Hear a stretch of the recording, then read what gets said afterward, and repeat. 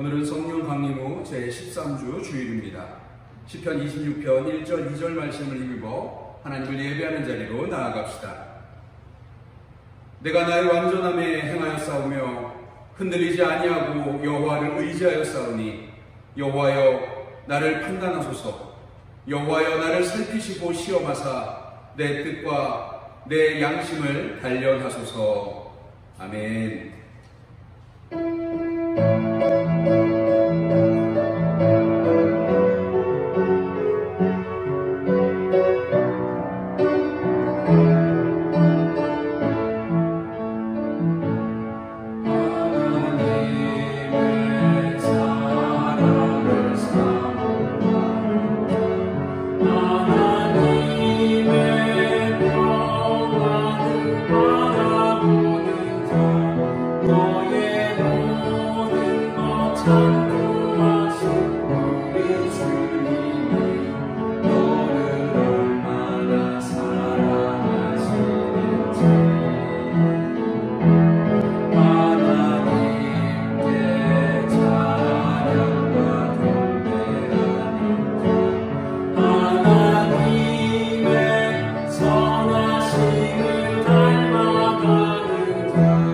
너의 모든 것 참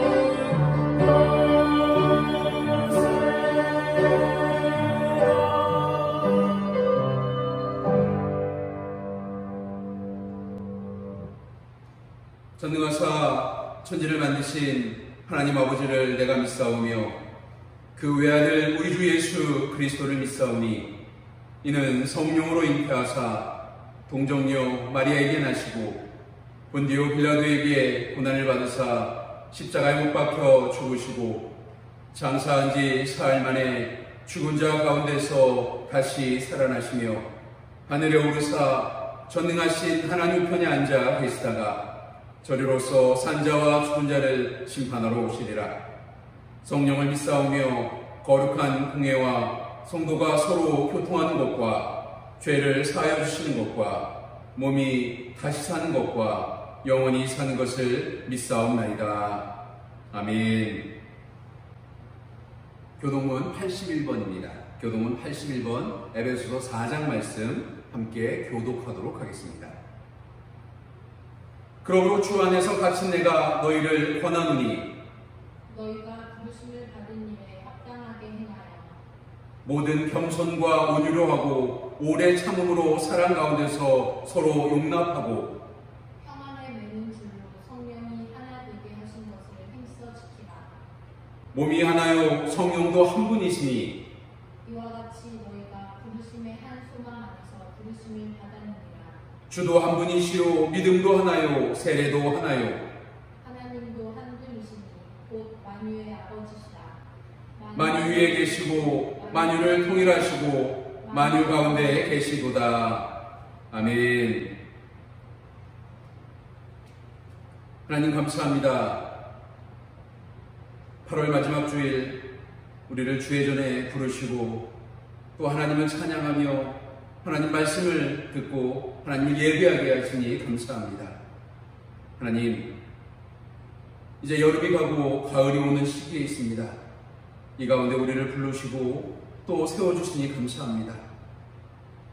예수 그리스도께서 이루시려 노력하셨던 하나님 나라를 우리도 이 땅에서 이루어가는 그리스도의 되기를 소망합니다. 하지만 주님, 우리는 불완전하고 수시로 흔들림을 주님 앞에 고백합니다. 주님을 의지하기보다 나의 경험과 지식을 의지하거나 사람을 의지할 때가 많았음을 고백합니다. 주님, 주님의 자녀답게 당당하고 힘있게 살지 못하는 우리를 불쌍히 여겨 주시옵소서. 어리석고 연약한 우리들의 믿음을 주님 붙들어 주시고 세워 주시옵소서. 주님께서는 우리를 어리고 약한 자녀가 장성하여 한 사람의 몫을 감당하며 살아가기를 바라는 부모의 모습처럼 우리의 믿음을 자라기를 바라는 주님의 마음을 우리가 헤아리게 하시고 또 주님을 믿고 나가는 그리스도인 되게 하여 주옵소서. 많은 단련을 통해 내가 정금같이 나오겠다는 욥의 다짐처럼 오늘 우리가 이 예배를 통해 주님 앞에 그렇게 고백하고 세상으로 나가는 그리스도인 되게 하여 주옵소서. 위기 앞에서 자기만의 안정과 성공을 구하는 각자 고생의 사회 속에서 정의와 평화의 세상을 열어가게 하시고 무너져가는 창조 세계를 지키고 보존하는 주님의 충만한 청지기가 되게 하여 주옵소서. 사도들이 가는 곳마다 하나님 나라가 확정되었듯이 우리가 가는 곳마다 하나님의 나라가 회복되는 일이 일어나게 하여 주옵소서. 하나님, 연일 계속되는 뉴스 앞에 우리의 신경이 짓눌림을 고백합니다. 코로나, 장마, 태풍, 그리고 환경의 변화와 여러 가지 어려움에 우리가 직면해 있음을 주님 앞에 고백합니다. 골고다 십자가의 은혜로 우리를 그리스도인으로 삼으신 주님, 오늘 이 어려운 곳에서 우리를 그리스도인으로 부르신 이유를 깨닫게 하여 주옵소서. 언제나 우리와 함께 하시겠다고 약속하신 주님의 그 약속을 잊고 세상으로 나가는 그리스도인 되게 하시고, 나의 안에 거하라, 내가 너의 하나님이 되겠다, 내가 너를 지명하여 불렀다라고 하는 그 주님의 말씀을 믿고 나가는 그리스도인 되게 하여 주옵소서. 오직 하나님 한 분만 바라보고 나가겠습니다. 우리가 하나님의 뜻을 따라 하나님 나라의 복음을 위해 순종하고 헌신하겠습니다. 주님, 우리가 주님을 위해 헌신하고 순종할 때 우리의 가정과 자녀, 부모님, 또 경제적, 육체적 환경의 어려움까지도 살피시고 도우시고 책임져 주시기를 소망합니다. 주여, 우리와 함께하여 주옵소서. 우리를 이 어려움에서 구원하여 주옵소서. 오늘 우리 각자의 처소에서 온라인 예배로 주님 앞에 예배합니다. 언제 어디에나 계시는 주님, 오늘 우리가 예배하는 이곳에 계시는 줄 믿습니다. 우리가 마음을 다한 이 예배를 받아 주시옵소서. 우리가 정성을 다해 드리는 예배를 받아 주시옵소서. 늘 우리의 편이 되시고 우리를 지키실 예수님의 이름으로 간절히 기도드렸습니다. 아멘.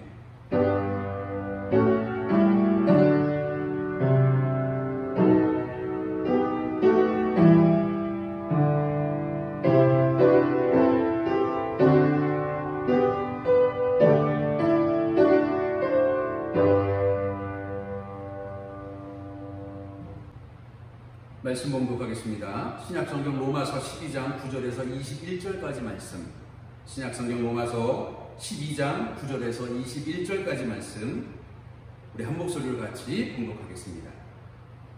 사랑에는 거짓이 없나니 악을 미워하고 선에 속하라. 형제를 사랑하여 서로 우애하고 존경하기를 서로 먼저 하며 부지런하여 게으르지 말고 열심을 품고 주를 섬기라. 소망 중에 즐거워하며 환난 중에 참으며 기도에 항상 힘쓰며 성도들의 쓸 것을 공급하며 손 대접하기를 힘쓰라. 너희를 박해하는 자를 축복하라. 축복하고 저주하지 말라. 즐거워하는 자들과 함께 즐거워하고 우는 자들과 함께 울라. 서로 마음을 같이하며 높은 데 마음을 두지 말고 도리어 낮은 데 처하며 스스로 지혜 있는 채 하지 말라. 아무에게도 악을 악으로 갚지 말고 모든 사람 앞에서 선한 일을 도모하라. 할 수 있거든 너희로서는 모든 사람과 더불어 화목하라. 내 사랑하는 자들아, 너희가 친히 원수를 갚지 말고 하나님의 진노하심에 맡기라. 기록되었으니 원수 갚는 것이 내게 있으니 내가 갚으리라 하고 주께서 말씀하시니라. 내 원수가 줄이거든 먹이고 목마르거든 마시게 하라. 그리함으로 내가 숯불을 그 머리에 쌓아 놓으리라. 악에게 지지 말고 선으로 악을 이기라. 이는 하나님의 말씀입니다. 아멘. 우리 아름다운 가족들 잘 지내고 계십니까? 벌써 못 본 지 9주, 거의 보름 가까이 되었습니다. 전화통화로 또 SNS를 통해서 여러 가지 연락들을 주고받지만 그래도 얼굴을 대면하지 못하는 것이 제일 아쉬움임을 고백합니다. 우리가 온라인 예배를 언제 어디서나 하나님께 예배한다고 라고 말을 하지만 교회의 요소 중에는 예배의 모습도 있지만 교제의 모습도 분명히 있어야 합니다. 이 코로나 시대가 우리로 하여금 교제의 모습을 단절시켜 놓은 것이 너무 안타까운 현실입니다. 사람과 사람이 만나는 것 자체가 어려운 시대를 살아가고 있습니다. 이런 시대 속에서 그럼에도 불구하고 사람과 사람 사이의 거리는 멀어졌지만 하나님과 나 사이에, 또 나와 형제들 사이에, 자매들 사이에, 우리 아름다운 가족들과 믿음의 형제 자매들 사이에 믿음의 거리, 영적인 거리는 기도로 또 믿음으로 점점 좁혀져가며 서로를 위해 중보하는 우리 아름다운 가족들이 되기를 주님의 이름으로 간절히 축원합니다. 여러분도 아시겠지만 우리 교회는 비가 오는 것에 굉장히 취약한 교회입니다. 교회 앞에 있는 도로가 비가 오면 침수가 되고 또 그런 염려와 우려를 늘 가지고 살아갑니다. 감사하게도 올해는 한 번도 침수되지 않아서 정말 감사하게 지내고 있습니다. 또 한 가지 약점 중에 하나는 비가 오면 교회 저 뒤쪽에 있는 예배당 뒤쪽에서 샘물이 솟아요. 이게 무슨 사막에 샘이 솟는 것도 아닌데 교회에서 샘물이 솟습니다. 이런데 이게 물의 양이 올해는, 예전에는 그냥 며칠 푸다가 며칠 이렇게 퍼서 버리면 끝나는 정도였는데 올해는 장마도 일정에 따라서 살펴보니까 40일이 넘게 장마가 졌어요. 비가 오다 안 오다는 계속해서 40일 동안 한 거예요. 그리고 태풍도 불어오고 또 여러 가지 어려움 속에 매주 한두 번 이상, 많게는 일주일 내내 비가 오는 그런 상황을 지금 2달 가까이 지내고 있습니다. 많이 나올 때는 하루에 한 200리터 가까이 물이 나오는 것 같아요. 그래서 하루에 많이 나올 때는, 많이 교회 와서는 6, 7번 정도 물을 퍼내는데 요즘엔 물의 양이 조금 줄어서 4, 5번 정도 물을 풉니다. 어떤 때는 힘들고 짜증나고 나 혼자 오는 것이 너무 외롭고 또 이것이 내가 좀 뭐하는 건가 하는 자괴감을 들기도 합니다. 그래서 우리 집에 장정이 둘이 있습니다. 중학생 하나, 초등학생 하나, 이 두 아이들을 번갈아가면서 데리고 나오면서 이 아이들 노동력을 자취합니다. 그런데 하루는 교회에 나와서 작은 아이랑 물을 푸기 시작하는데 작은 아이가 저한테 얘기합니다. 아빠, 교회에 나와서 물 많이 나오는 거 하나님이 아빠 훈련시키시는 거예요. 하나님이 아빠 훈련시키시는 것 같으니까 감사한 마음 가지고 물 퍼라고 얘기합니다. 그걸 말하는 순간 뒤통수를 얻어맞은 것 같은 그런 느낌이 들었습니다. 아이가 이야기하는 거지만 그 안에 하나님이 저에게 말씀하시는 것 같은 말씀이, 그런 마음이 들기 시작했습니다. 그래서 요즘엔 교회에 나와서 물을 푸는 것, 또 물을 버리는 것, 이런 일들에 대해서 감사하면서 또 하나님 우리 교회를 통해서, 우리를 통해서, 나를 통해서 하실 일들을 기대하며 있습니다. 우리 아름다운 가족들도 지금 환경이 어렵고 힘들어요. 짜증나요. 무엇 하나 내 마음대로 할 수 있는 상황이 없어요. 이 어려움 속에서 짜증내고 누군가를 향해서 탓하고 손가락질하기에는 우리들의 오늘 하루가 너무 아깝잖아요. 우리를 향해서 주시는 하나님의 말씀, 어떻게 말씀하실지 몰라요. 작은 아이를 통해서도 말씀하시고 자연을 통해서도 말씀하시고 또 허락된 상황과 환경을 통해서 분명히 말씀하시는 하나님이 계실 거예요.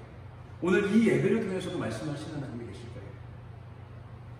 우리에게 허락된 오늘 하루 속에 하나님 말씀을 믿고 하나님 말씀을 순종하고 신뢰하면서 하나님 말씀에 귀를 기울이는 우리 아름다운 가족들이 되시기를 주님으로 간절히 축원합니다.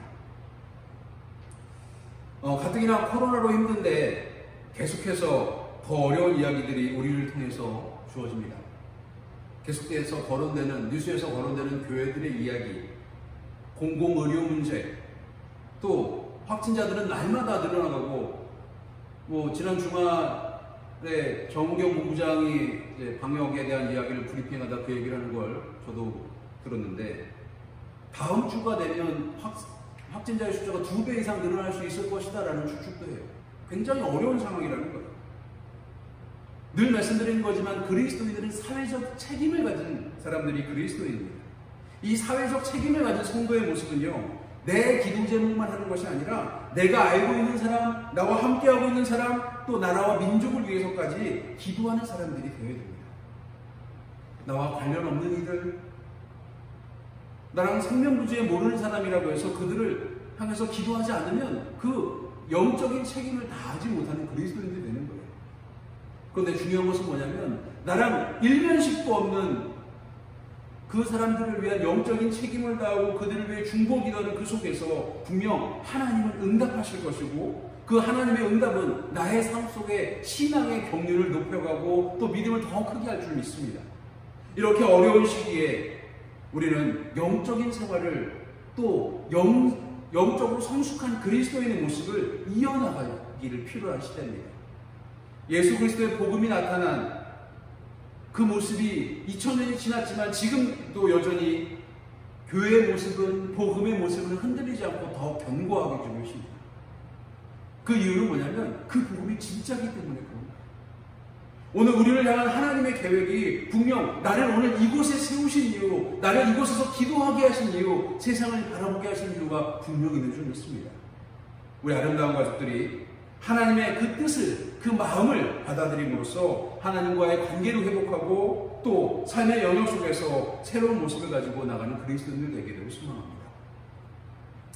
아까도 말씀드렸지만 코로나로 인해서 외출이 상당히 많이 자제되고 제한되고 있습니다. 그러다 보니까 집에서 할 수 있는 일들이 많지 않아요. 책을 읽고 인터넷을 하고 TV를 보고 이런 일들밖에 없는 것 같아요. 그러다가 우연치 않게 아주 예전에 20년 전에 이 일산 땅에서 군 생활을 같이 하던 이들의 SNS를 우연치 않게 들어가서 봤어요. 아주 오래전에 친구를 맺어놨기 때문에 어렵지 않게 그들의 대화를, 댓글을 통해서 주고받는 대화들을 보게 됐습니다. 함께 군 생활하던 그분이 이제 그때 당시 소대장이었던 분에게 댓글을 다는 거예요.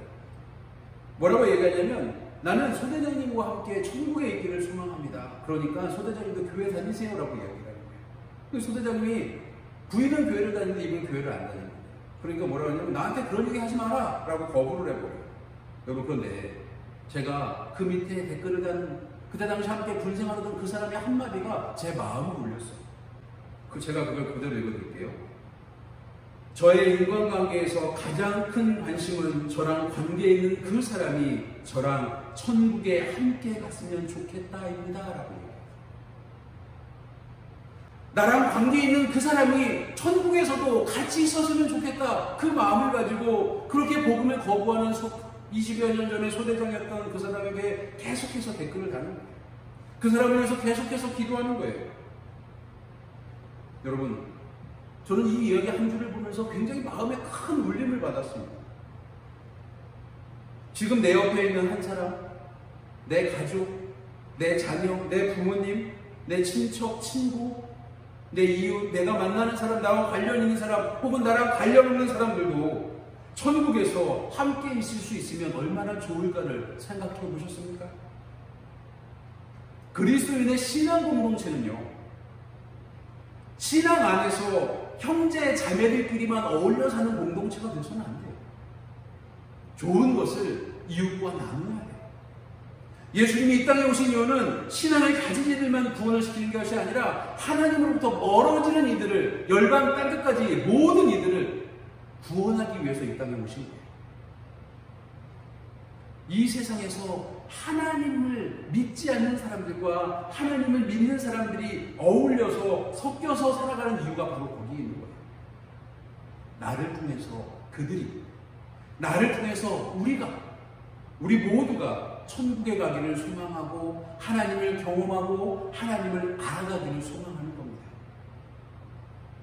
우리는 모든 관계에서 새로운 삶, 그리스도인다운 생활을 할 수 있어야 합니다. 그리스도인의 생활을 통해서 가장 중요한 특징이 무엇이냐면, 오늘 본문 9절 말씀을 좀 볼게요. 뭐라고 되어 있냐면, 사랑에는 거짓이 없다라고 말씀한다는 거예요. 여러분, 사랑에는 거짓이 없다라고 하는 이 말은요, 위선이나 꾸밈이 없다는 뜻입니다. 다시 말해서 사랑하는 척 하지 않는다는 거예요. 진실을 가지고 그 사람을 사랑할 수 있는 것이 그리스도인의 사랑이어야 된다는 거예요. 그렇기 때문에 그리스도인은 악에 눈 감아주지 않는 사람들이 되어야 하기도 합니다. 또 이어서 10절 말씀을 보니까 뭐라고 되냐면, 형제를 존경하기를 서로 먼저 해야 된다라고 말씀합니다. 여러분, 이게 굉장히 어려운 말이에요. 이 어려운 말을 메시지 성경을 통해서 보니까 뭐라고 되어 있냐면, 기꺼이 서로를 위한 조연이 되어 주십시오 라고 이야기합니다. 존중하는 것에서 끝나는 것이 아니라 형제를 존중한다는 것, 존경한다는 것, 바로 그것은 상대방이 돋보이도록 그 사람의 조연이 되어주는, 그 사람이 주연이고 내가 조연이 되어야 된다는 거예요. 여러분, 조연이 뭐예요? 저는 노래를 잘 못합니다만 TV에서 노래하는 프로그램들을 보면 참 존경스러운 사람들이 있어요. 노래 잘하는 사람들도 존경스럽고 좋지만 그 노래 잘하는 사람들 뒤에서 코러스를 넣어주고 화음을 넣어주는 사람들이에요. 그 사람들은요, 이름도 안 나타나고요, 그냥 무슨 합창단, 무슨 단체 이름명 그렇게만 나와요. 그런데 그 사람들은 기꺼이 그 일을 합니다. 가수가 빛나다. 오늘 본문의 말씀, 10절의 말씀, 형제를 존경하기를 서로 먼저 하라고 하는 말은 그 형제가 빛나도록 내가 조연이 될 수 있어야 된다, 내가 낮아질 수 있어야 된다 라고 말하는 겁니다. 생각해보면 그렇게 사는 것이 굉장히 어려운 일이에요. 남이 빛나도록, 남이 높여지도록 내가 낮아져야 된다는 건 굉장히 어려운 일이에요. 자존심도 상하고요, 또 내 의대로, 내 뜻대로 살고 싶은 그런 마음도 있는데 그것을 하지 못하니까 더 힘든 거예요. 그런데 성경을 읽다 보니까 그런 한 사람이 등장합니다. 풍랑이 치던 바다에서 믿지 않는 사람들을 향해서 하나님의 백성다운 삶의 모습을 보인 한 사람, 그 사람의 이름은 요나였습니다. 요나서 1장 5절 말씀을 보니까 이렇게 말씀합니다. 사공들이 두려워하여 각각 자기의 신을 부르고 또 배를 가볍게 하려고 그 가운데 물건들을 바다에 던지니라. 그러나 요나는 배 밑층에 내려가서 누워 깊이 잠든지라. 여러분, 이 말씀을 통해서 볼 수 있는 것은 무엇이냐면 하나님은요, 요나에게 니느웨로 가라고 이야기합니다. 그런데 요나의 마음속에 니느웨는요, 어떤 땅이냐면요, 자기 민족을 어렵게 만들고 자기 민족을 박해하는 그런 나라였어요. 그런데 하나님이 니느웨를 구원하기 위해서 요나를 보내는 거예요. 요나가 가고 싶어요? 가고 싶지 않아요? 가고 싶지 않아요. 그러니까 바닷가로, 부둣가로 가서 배를 타려고 하는 그곳에서 니느웨로 가는 배를 타는 게 아니라 다시스로 가는 배를 타고 다시스를 향해서 가는 그 배 안에 머무는 거예요. 근데 문제는 뭐냐면 다시스로 가는 그 배가 큰 폭풍을 만납니다. 배가 깨어질 것 같고 뒤집어질 것 같고 모든 사람이 죽을 것 같은 상황이에요. 그러니까 뱃사람들이 배 위에 있는 짐들을 다 버리는 거예요. 배를 좀 가볍게 해서 우리가 살고 싶어서 그러는 거예요. 그런데 요나라는 사람이 무책임하게 배 맨 밑으로 들어가서 거기서 자는 거예요. 잘 수 있겠어요? 잘 수 없어요. 자는 척 하는 거예요. 숨고 싶은 거예요. 두려워서 도망친 거예요. 그때 배를 타고 있던 뱃사람들이 요나까지 모든 사람을 끌어내서 뭐라 그러냐면 이 폭풍과 누구에게서부터 왔는지, 이 재앙이 누구 때문에 임했는지를 제비를 뽑자. 그래서 그 사람이 무슨 죄를 졌는지 그 사람에게 책임을 묻자라고 이야기를 해요. 요나서 1장 12절 말씀에 보니까 이렇게 말씀합니다. 그가 대답하되 나를 들어 바다에 던지라. 그리하면 바다가 너희를 위하여 잔잔하리라. 너희가 이 큰 폭풍을 만난 것이 나 때문인 줄을 내가 아노라. 여기서 우리는 생각을 해봐야 합니다. 무엇을 생각하냐면요, 요나만 죄인입니다. 그 뱃속에 그 배를 타고 있는 사람들 중에 요나 한 사람만 죄인이냐는 거예요. 거기 타고 있는, 배를 타고 있는 뱃사람들, 어딘가를 향해, 다시스를 향해서 가고 있는 승객들, 그들 중에 죄인은 없었을까요? 아닐 겁니다. 모두가 다 죄인입니다. 하지만 요나는 자신의 죄를 먼저 생각했습니다. 폭풍우라고 하는 커다란 재앙 앞에서 요나 그 한 사람은 자신이 하나님 앞에 죄인임을 고백하기 시작합니다. 믿지 않는 사람들 앞에서 나를 들어 바다에 던지라고 이야기합니다. 요나 자신의 책임을 이야기합니다. 나는 하나님을 경외하는 사람이었는데 하나님의 명령에 불순종해서 이 폭풍우가, 이 재앙이 여기에 왔습니다. 그러니 나를 바다에 던지십시오. 그러면 이 재앙이 잠잠할 겁니다. 거짓말처럼 바다가 잠잠해졌어요. 왜? 요나를 던졌기 때문에. 요나 한 사람을 배에서 던져버리니까 거짓말처럼 바다가 잔잔해졌습니다.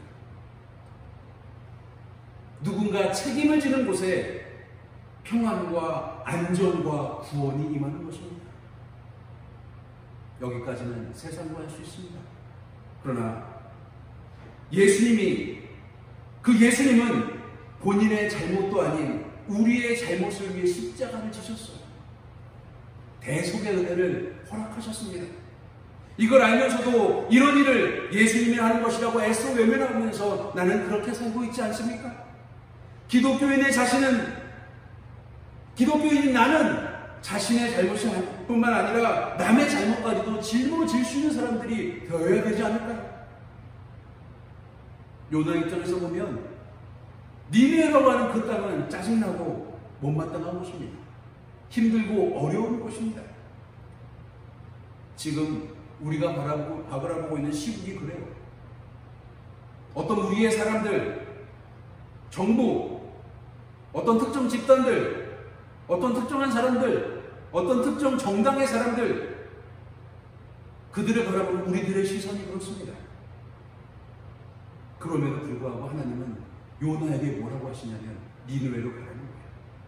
원수와 같았던, 내 민족의 원수와 같았던 니느웨로 가라는 거예요. 그들이 못마땅했어. 근데 그곳에 가서 복음을 전하래요. 여러분, 이것이 그리스도인들의 삶이자 그리스도인들이 형제 사랑하는 방법이 되어야 합니다. 가기 싫은데 억지로 끌려서 갔어요. 바다에 빠지고 큰 물고기 뱃속에 들어가고 그 큰 물고기가 밑에서 자기를 뱉어내서 가보니까 그 땅이 니느웨 땅이에요. 그런데 어떤 일이 벌어져요? 풍랑이 잔잔했던 그런 기적은 기적도 아닌 것처럼 니느웨라고 하는 그 교만한 땅이, 요나의 민족을 괴롭히고 힘들게 했던 그 땅이, 요나가 한마디 하니까 왕부터 나서서 모든 백성들, 하다못해 그 백성들이 키우던 짐승까지도 금식하면서 회개하고 하나님 앞에 용서를 구하기 시작합니다. 내 탓은 분명 아니지만 하나님이 요나에게 그 짐을 짊어지게 하셨습니다. 내 탓은 분명히 아니지만 하나님이 예수님에게 우리의 짐을 대신 지게 하셨습니다. 우리는 지금 엄청난 어려움에 처해 있습니다. 예배를 드리는 것, 학교에 가는 것, 생업을 하는 것, 경제활동을 하는 것, 외출하는 것 자체가 어려운 시기를 살아가고 있어요. 코로나 확산과 일본 세력의 일탈이 분명 내 탓은 아니지만 교회의 문을 닫고 온라인으로 예배를 드리는 지금 조용히 무릎을 꿇고 기도할 줄 알아야 합니다. 내 탓이 아님에도 불구하고 내가 그리스도인이기 때문에 기도할 수 있어야 합니다. 어디에 하나님의 뜻이 있는지 그것을 깨달아야 합니다. 교회를 핍박하고 교회를 박해하고 교회를 향해 손가락질하고 욕하는 이 세상 속에서 우리 그리스도인들이 어떻게 살아야 하는지를 분명히 깨달아야 합니다. 오늘 우리들의 삶 속에서 나만 경건하면 된다라고 하는 율법주의에 빠진 그리스도인의 모습을 버리고 이제 예수님처럼 나와 상관없는 일까지도 끌어안으면서 그들을 존경하고 존중하고 그들을 높이면서 나를 낮추면서 하나님의 은혜를 깨닫는 그리스도인 그 한 사람으로 서 있을 수 있어야 합니다. 하나님의 은혜를 깨달은 그리스도인은 다른 사람들의 필요에 민감한 사람들이 되어야 합니다. 오늘 본문 13절 말씀을 보세요. 뭐라고 되어 있냐면요, 성도에 쓸 것을 공급하고 손 대접하기를 힘쓰라 라고 말씀합니다. 그런데요, 이 말씀을 메시지 성경에서 보니까 뭐라고 번역하냐면 도움이 필요한 그리스도인을 도우십시오, 정성껏 환대하십시오 라고 이야기합니다. 그렇게 번역해놨습니다. 도움이 필요한 성도들의 딱한 사정을 보면 가만히 있지 않고 도와주게 됩니다. 이게 그리스도인들의 모습이에요. 그런데 예수님 여기까지 말씀하신 게 아니라 나그네를 보면 자원해서 정성껏 대접해줄 수 있어야 된다고 말씀하신다는 거예요. 그 일의 출발은 우리 자신이 아니라 하나님에서부터 시작되는 거예요. 하나님이 원하시는 일이기 때문에 우리가 행하는 일이 되어야 됩니다. 하나님도 그렇게 하셨잖아요. 나 같은 죄인을 포기하지 않고 구원하셨잖아요. 속된 말로 나 같은 놈을 구원하신 하나님의 사랑이 얼마나 큰지 우리를 깨달을 수 있어야 합니다.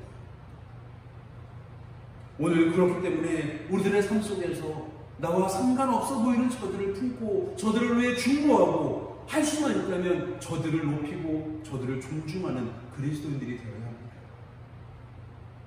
이것이 오늘 우리에게 원하시는 하나님의 일이라는 거예요. 그리스도인들의 삶에서 무엇이 가장 힘드냐라는 질문에서 여러분이 무엇이 제일 힘들어요? 안식을 지키는 것? 우상 숭배하지 않는 것? 더 힘든 게 있죠. 원수 사랑하는 것. 원수 사랑하라. 원수를 사랑하라. 원수 같은 사람 사랑하기가 제일 힘들어요. 그렇죠? 그런데 오늘 본문에도 그와 비슷한 장면이, 아니 그보다 더 힘든 부분이 오늘 본문에 등장을 해요. 14절 말씀을 보니까 뭐라고 되냐면 너희를 박해하는 자를 축복하라. 축복하고 저주하지 말라 라고 말씀하십니다. 나를 박해하는 사람, 이 박해라는 게 그냥 미흡다고 한 대 줘갖고 꼬집고 때리고 거기서 끝나는 게 아니에요. 못 살게 굴다 못해 죽게끔 만드는 것, 궁지에 몰아넣는 것, 그걸 박해라고 말하는 거예요. 목숨이 왔다 갔다 할 정도의 위기에 닥치는 것, 그것이 박해가 되어야 되는, 박해인 것입니다. 여러분, 그런데 나를 그렇게 박해하는 사람들을요 축복하래요. 저주하지 말고 축복하라고 아주 명확하게 말씀하고 있습니다. 지금 교회를 향한 시선을 보세요. 댓글들을 읽다 보면 내가 교회 다녀야 되나? 내가 갖고 있는 신앙이 잘못됐나? 이런 것들이 느낄 정도의 댓글들이 가끔 달리는 걸 봐요. 교회를 향해 퍼붓는 말들이 어느 정도인지 아마 우리 성도님들도 다 똑같이 느끼실 거예요. 물론 일부 교회의 잘못이기도 합니다. 그리고 우리의 잘못이기도 해요. 왜? 우리가 변화되지 못하는 거예요. 우리가 세상 사람들 앞에 그리스도인답다고 인정받지 못하니까 그것도 잘못이기도 하다는 거예요. 억울하죠. 하지만 더 중요한 것은 무엇이냐면 나의 그 억울함은 하나님의 억울함에 비하면 일도 아니라는 거예요. 하나님 얼마나 억울해 하실까요? 아마 하나님이 SNS를 하시거나 인터넷을 하시면 그 댓글들을 이렇게 읽어보면서 내가 이러려고 창조했나? 그런 생각이 들지 않으실까요? 원수는 나를 해치는 사람을 말하는 거예요. 박해하는 사람은 나의 목숨줄을 쥐고 나를 억누르는 사람들을 말하는 거예요. 어떻게 그들을 사랑할 수 있을까요? 그런데 하나님은 그렇게 하셨어요.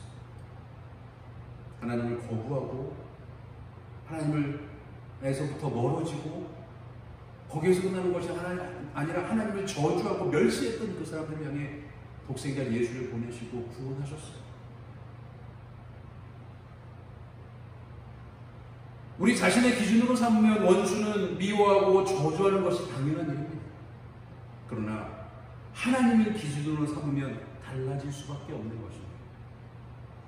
왜냐하면 하나님의 구원 계획 속에서 우리를 박해하는 그 사람의 영혼까지도 포함되어 있기 때문이라는 거예요. 우리는 주님의 십자가를 통해서 새로운 삶과 생명을 얻은 성도라고 하는 이름을 얻었습니다.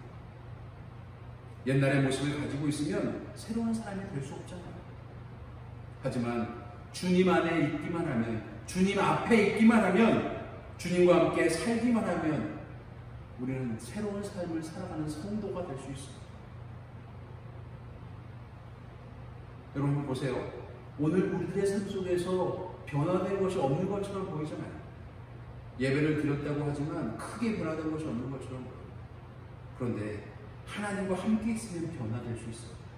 그 예를 어떻게 들 수 있냐면요. 한 사람이 입는 옷에 따라서 그 사람의 행동이 달라지기 시작합니다. 저는 그것을 아주 많이 봤어요. 신학대학을 다니면서 예비군 훈련을 갑니다. 신학대학에서 그렇게 거하고 성경책 옆에 딱 끼고 그 강의실 도착하자마자 기도하고 뭐 그러던 거룩한 전도사님들이 예비군을 가니까 어떻게 하냐면요, 옷깃을 풀고요, 허리띠를 풀고 분할을 풀고 주머니 손 딱 찔러놓고 막 그냥 펼쩍 걸으며 걸어다니면서 조교들이 선배님 그러지 마십시오 하는데도 그냥 아무렇게나 행동하는 그런 모습을 봤어요. 물론 그들 중에 저도 포함되어 있습니다. 그런데 그 사람들이요, 주일날 양복을 입고 교회 가면 또 달라져요. 이중적이라고 말할 수 있어요. 그런데 입는 옷의 모습과 비례한다라고도 말할 수 있는 거예요. 내가 무슨 옷을 입었냐에 따라서 그게 달라져 주는 거예요. 여러분, 오늘 우리는 하나님의 이름으로 된 옷을 입는 그리스도인이 돼야 돼요. 예배만 드리고 성경책 끼고 돌아다닌다고 그리스도인이 아니라 하나님의 이름을 믿는 사람, 하나님을 묵상하고 하나님 안에 있기만 하면 되는 거예요. 노아의 방주가 가장 큰 예가 될 수 있어요. 방주 안에 들어가기만 하면 구원을 받는 거예요. 그들의 과거 행적이 어떻든지 믿음의 크기가 어떻든지 그게 중요한 게 아니에요. 방주 안에 들어가면 되는 거예요. 주님과 함께 살아간다는 것, 결국 내가 주님 안에 거하기만 하면 된다는 거예요. 오늘 우리가 불렀던 찬양, 나의 안에 거하라, 나는 내 하나님이니 모든 환난 가운데 너를 지키는 자라. 하나님 우리에게 주신 말씀이에요. 이 어렵고 힘든 시기, 이 어렵고 힘든 시국, 바이러스에 대한 공포는 여전히 지워지지 않고 환경의 모습은 여전히 지구는 곧 멸망할 것처럼 이상기후가 나타나고, 그런 상황 속에서 우리는 하나님 안에 거하기만 하면 되는 거예요. 주님께서 십자가에 달리셔서 살린 내가 그리스도인이기 때문에 하나님 안에 거하기만 하면 됩니다. 우리 아름다운 가족들이 오늘 이곳에서 예배하는, 우리들의 가정에서, 우리들의 삶의 터전에서 어디에서 예배하든 그 예배하는 그곳에서 하나님 안에 거하는 그리스도인들이 되기를 주님으로 간절히 부탁드리겠습니다. 그러면 그리스도인들의, 하나님 안에 거하는 그리스도인들의 모습은 어떠해야 될까를 다시 한번 생각해 봐야 합니다. 우리나라 속담에 가는 말이 고와야 오는 말이 곱다라고 말하는 속담이 있습니다. 하지만 그리스도인은요, 상대방이 어떤 말을 하는가에 따라서 달라지는 사람이 되서는 안 됩니다. 우리 그리스도인들은요, 상대방이 무엇이 필요한가를 볼 수 있는 사람들이 돼야 돼요. 원수 사랑이라는 게 대단한 게 아니에요. 원수가 배고파하면 그 사람들에게 먹을 것을 주고, 원수가 목말라하면 그 사람에게 마실 것을 주고, 그를 향한 마음을 우리가 조금만 더 품는다면 얼마든지 이길 수 있다는 거예요. 21절 말씀을 볼게요. 악에게 지지 말고 선으로 악을 이기라라고 말씀합니다. 선이라는 것은요, 악을 이길 수 있어요. 그 선은 어디에서 오는 거예요? 하나님이 우리에게 주신 마음에서부터 오는 거예요. 하나님 안에 있으면 그 선을 가질 수 있는 거예요. 우리가 선 안에 존재하는 거예요. 선한 하나님 앞에 존재하는 거예요. 그렇기 때문에 세상의 악한 모습들을 이길 수 있어요. 선으로, 선한 모습으로 이길 수 있다는 거예요. 여러분, 그런 사람들에게 오늘 본문 15절은요, 아주 중요한 이야기를 우리에게 말씀합니다.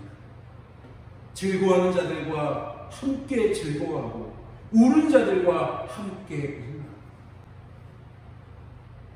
이 한 주 우리 아름다운 가족들이 이 말씀 하나만 붙잡고 살았으면 좋겠어요.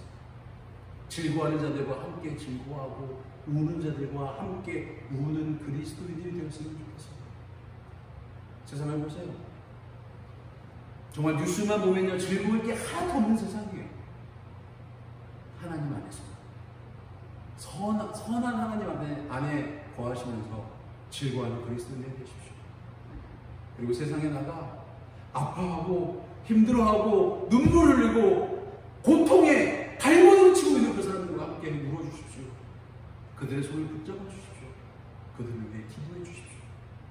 당신 왜 나한테 이럽니까? 라고 말하면 여러분들이 분명히 대답할 수 있어요. 내가 그리스도인입니다. 내가 그리스도인입니다. 우리 아름다운 가족들이 이 한 주간 즐거워하는 자들과 함께 즐거워하고 우는 자들과 함께 우는 그리스도인들이 되기를 주님의 이름으로 간절히 축원합니다. 기도하겠습니다. 하나님, 우리의 삶이 그리스도인답기를 원합니다. 거짓 없는 사랑을 말하며 형제를 사랑하고 존중하는 자가 되게 하여 주시고, 우리의 주변에 도움이 필요한 이들을 그들에게 도움을 주시는 자들이 되게 해주옵소서. 재정적, 물리적 도움이 필요한 이들을 도울 능력과 재정적 능력을 우리에게 주시고, 또한 천국을 향한 도움이 필요한 이들에게 천국의 삶을 보여주는 그리스도인들이 되게 하여 주옵소서. 이 한 주간 주님께서 우리에게 주신 선으로 악을 이기고 웃는 자들과 함께 웃고 우는 자들과 함께 우는 그리스도인 되게 하여 주옵소서. 예수님의 이름으로 간절히 기도드렸습니다. 아멘. 우리 찬송가 436장 함께 찬송하겠습니다.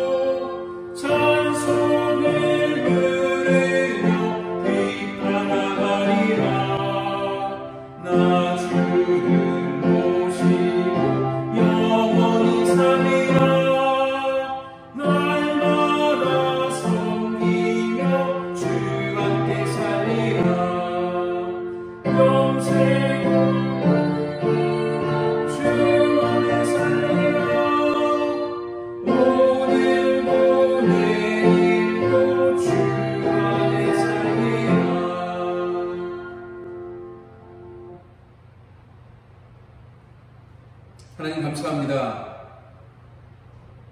우리를 통해 예배받으신 하나님을 찬양합니다. 우리의 마음을 받으신 하나님을 예배합니다. 하나님, 오늘 예배와 말씀을 통해 우리가 분명하게 바라보고 따라야 할 길이 무엇인지 다시 한번 깨닫습니다. 나의 계획과 욕심을 앞세워 주님의 길을 가로막는 어리석은 자가 되게 하지 않게 하시고 주님의 뜻에 나를 맞추어 가게 하여 주옵소서. 주님께 새로운 마음으로 순종하기를 다짐하며 이 시간 마음을 다해 정성껏 예물을 드립니다. 주님, 우리가 주님 앞에 내려놓는 예물을 기쁘게 받아 주옵소서. 주님께서 명하신 길을 힘겹게 따라가는 자들이 되게 하지 마시고 기쁨과 감사함으로 주님 안에 거하며 주님께서 주신 새 생명 가지고 나아가는 우리 아름다운 것들 되게 하여 주옵소서. 예수님의 이름으로 기도드렸습니다. 아멘.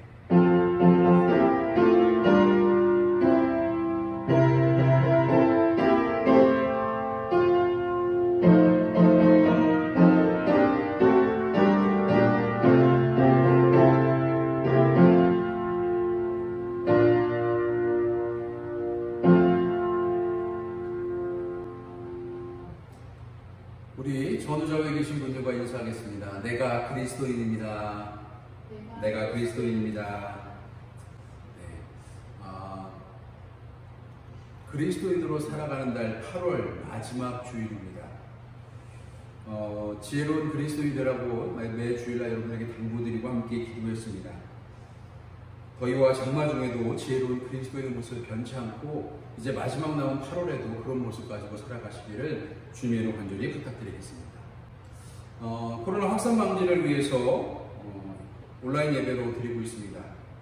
이 온라인 예배를 통해서 우리들이 또 한 명의 예배자로 세워지고 또 그리스도인답게 예배를 통해 주신 마음을 가지고 세상으로 나가는 그리스도인 되기를 소망합니다.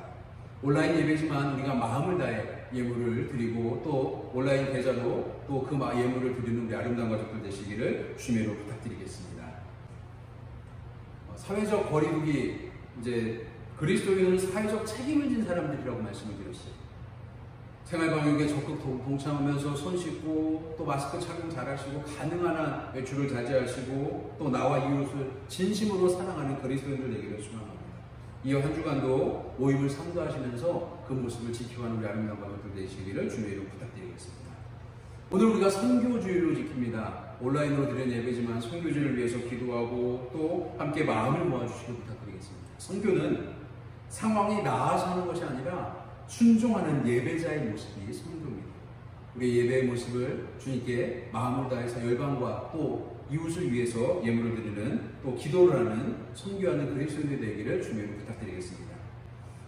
사회적 거리두기 속에서 영성관리에 대해서 좀 당부드리겠습니다. 여러분들이 언제 어디서나 그리스도인들의 모습을 지니시길 부탁드리겠습니다. 삶 속에서 말씀 들으시고 묵상하시고 기도하시고 찬송하면서 또 그리스도인의 모습으로 하나님과의 관계를 회복하는 우리 아름다운 가족들 되기를 주님으로 부탁드리겠습니다. 코로나를 위해서 매일 정오에 1분간 중보 기도하고 있습니다. 여러분 위해서 함께 기도해 주시기를 부탁드리겠습니다. 또 그러면서 함께 고통받는 이들, 고생하는 이들, 관련 종사자들을 위해서 함께 기도해 주시고 교회를 위해서 중보 기도해 주시기를 부탁드리겠습니다. 우리 마지막 찬양 하도록 하겠습니다.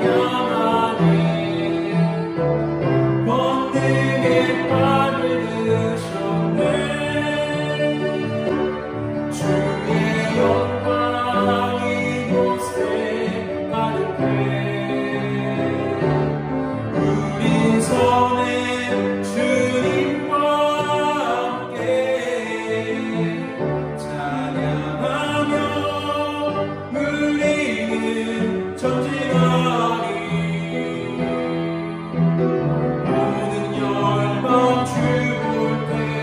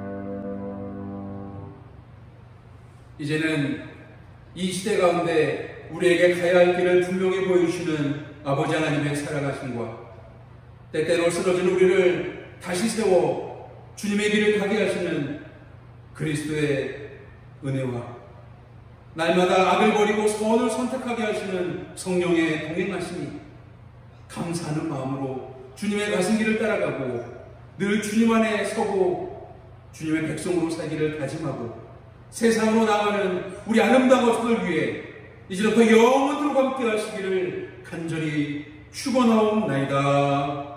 아멘.